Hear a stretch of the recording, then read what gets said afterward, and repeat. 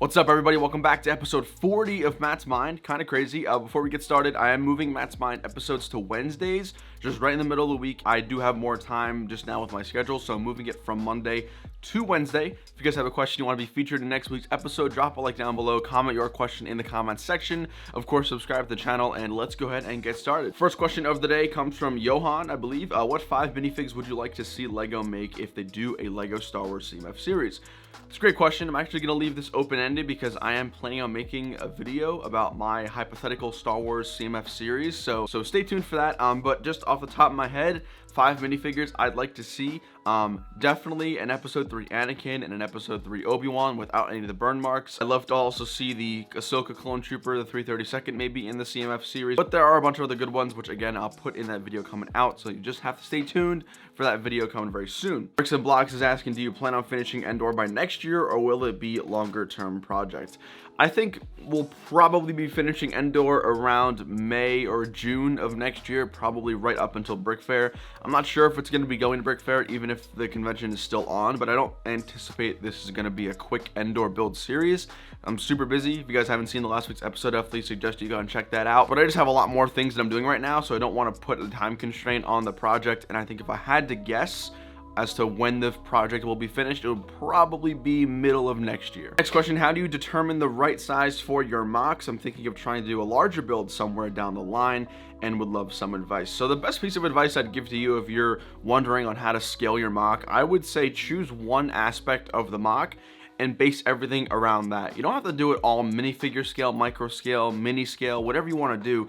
It doesn't all have to be in unison together, as long as you pick like the main focus of your mock and then scale everything to that, if that makes sense. So like, for example, I'm building Endor, and the main thing, the biggest thing of Endor is going to be the platform that has the AT-AT hangar. It's going to have the Imperial shuttle top, landing pad, Inferno Squad Battlefront 2 mission campaign. I'm planning to make that as close to minifigure scale as possible. Now that means I'm going to have to scale everything else to be somewhat relatable and relative to that size. So again, not everything's going to be completely in unison, but it does help the mock just look a lot better if you do choose one part and then focus everything so that they are all relative to that specific aspect. Do you think the selection of the Star Wars 2021 sets suck, or do you think LEGO is waiting for the end of 2021 to do Clone Wars sets? I would be astonished if we didn't get either Clone Wars or more Mandalorian sets by the end of 2021. As far as the rumors goes, again, these are rumors, they're not confirmed by any means, but assuming that they are somewhat true, they definitely a little bit disappointing, more so in the fact that we're not getting the current Star Wars media in the sets, right? We have the 501st Battle Pack, the AAT, we got Mandalorian sets. Those are the most recent Star Wars pieces of media, but we're not getting more of those in the first half of 2021. Again, according to rumors, nothing is confirmed. So I would expect by the end of next year, 2021, we should be getting some more Clone Wars sets. I have no idea. That is just my marketing brain, what I would expect LEGO to do, but that could very well change. We don't know. Tyler Carter is asking, if you weren't into Star Wars, what other theme would you invest your time and money into, like building a city or something? I've thought about building like my own city layout.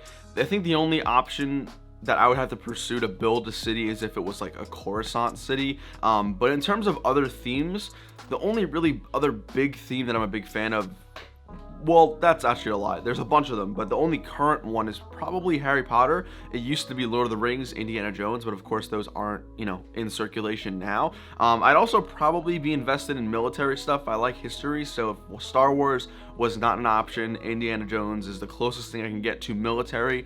So I'd probably maybe do something with that. There's a lot of options, although Star Wars is 100% like the main focus. So without Star Wars, there would definitely be not an existence of this channel. But for sure, probably military, Indiana Jones, or Lord of the Rings. Lego Boy 88's asking, I always notice how neat and nice your display is behind you. My displays always seem so cluttered. What do you do to keep your displays neat? Honestly, nothing. I probably should like dust it every now and then, but the sets haven't moved since I put it up there. So the answer to your question is nothing. I mean, vacuuming, dusting is probably your best bet. Maybe rearrange your shelves every once in a while just to keep things fresh. I always like to have a visual behind me in the background. That way you're not just looking at like a blank, you know, boring wall. It's something to look at, like that brand new Technic Osprey that I got. But yeah, I really don't do anything to maintain it. I probably should be doing, but it looks good. So here we have a pretty deep question here from Lightside Kylo. What drives you? What gets you up every morning and makes a day a great day?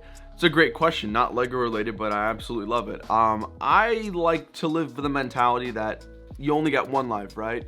You got to enjoy it. You got to work hard. You got to enjoy it to do what you want to do. So I wake up every day, and if I get my school stuff done, go to work, come back, you know, organize my stuff here, maybe make a video, and just overall have an enjoyable day, that's what makes a great day. It's not necessarily making $1 million in a day or going to work for 15 hours, but it's a mix of everything. You want to have like a nice healthy balance, as with anything in the world. So for me, what makes a great day is having a healthy balance of everything that is important to me in a single day, and that's usually what determines whether or not I have a good or bad day. That being said, I do have bad days. Everyone has bad days, and there's absolutely nothing wrong with that. But, you know, I think we should all be trying, especially you guys, to make every single day that you live as great as it possibly can. GC Collapse is asking, where do you store your sealed sets? I just keep them, if they're not already out, like just for this place, like right up there, I have some like of my favorite battle packs and just other like exclusive sets. But other ones like I have in bulk, I just keep them in boxes and storage bins in my storage room, which is right over there. And I usually don't touch them unless I absolutely need them. I mainly only buy sealed sets just either if I need to come back to them in the future for minifigures, or especially if I'm building parts. If I need a part to finish a build that I'm doing, I can just look up the part on Bricklink and see what set has it, which is kind of cool. But yeah, I just pretty much keep them in my storage unit. I don't really touch them, see them, unless I absolutely need to. Drunk Vax is asking, is it okay to use some of Lego's own sets in mocks? I'm a rookie builder working on a large scale mock, and I haven't had much time to design my own stuff, so I just take Lego sets and modify them a bit. I personally think there's nothing wrong with putting Lego sets in mocks. The only thing I would be very careful about is sort of relative to the very first question or second question, and that is the relative scale. For example, if you're building a Clone Wars mock and, you know, you're like me, I can't design a vehicle, a gunship, so I bought someone else's design that looks a lot better. But if you want to use the Lego set version, know that the Lego gunship is oversized. It's not minifigure scale. So if you're building, you know, a clone base or a clone camp or whatever it is you're doing, and it's minifigure scale, you're gonna maybe want to think about not using the gunship. Maybe use the newer Republic fighter tank, something like that, because the gunship is grossly out of scale, especially if you put it next to a mock that is supposedly in scale. So I personally think there's nothing wrong with using vehicles from Lego directly in your mocks, but I would be careful of what that scale will look like after you put it in the project. In your not buying 501st battle pack video, you had around 10 of the Ahsoka troopers. What's the best strategy to get more of those? Do I just keep buying AATs, or do I buy the figures separately? So you guys know my friend Blaine. So I bought the AATs at full price. I think they were from like Target or something. My friend Blaine, he was purchasing the parts from the AAT for $20. So if you bought, I did the math, so there's 10 Ahsoka troopers, that's approximately $400 in AATs, but that's only $200 after I sold the parts to Blaine. Now Blaine does not have this offer anymore. He's completely stocked up on parts. So for the time being, that's not an option anymore. But basically how I got all those 10 minifigures was, I bought the set, I got rid of the parts, and I made some of my money back, and I was pretty content with that. So that's how I did it. As far as right now, I mean, I still think $40 is a little bit too much, so I would just wait for the sale. But that is how I did it. It's gonna be a little bit harder to do it for you. But I mean, I have 10 of them. I want to get at least 25, so I still have a ways to go, but I think we're okay for now. Dr. Xbox Live is asking, have you played Halo? I have a little bit, and this is gonna be a hot take, I understand, but I'm not a fan of Halo. I think the campaign is grossly boring. I think it was I definitely played the first one. I played Reach campaign. I think I maybe played the third one too. I just never got hooked on the campaign. The multiplayer is fun, I will admit that, but the Halo campaign's never been something that really called to me on any level. The last question for today comes from Angel Hernandez. If I have a good idea for a YouTube video, but I have a small audience, should I save it for when I have a larger audience, or do it now? I feel like if I do it now, it won't reach its full potential. This is a good question. I'm happy you answered this, because I feel like a lot of people have this similar issue.